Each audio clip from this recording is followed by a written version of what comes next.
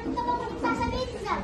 Oo, mahal na mahal ko ang aking bayan. Hindi ako lumaban gamit ang armas, kundi gamit ang aking idea at mga panulat. Umaasa akong darating ang araw na makakamit ng Pilipinas ang tunay na kalayaan at pagkakaisa. Tahimik na nakikinig ang mga tao. Maraming mapaluha sa mga salitang binitawan ni Rizal. Panahon na, ihanda ang firing squad! Opo, nasa tamang pwesto na kami.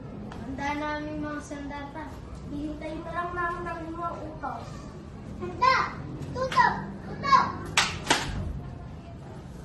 Umaksak si Jose Rizal.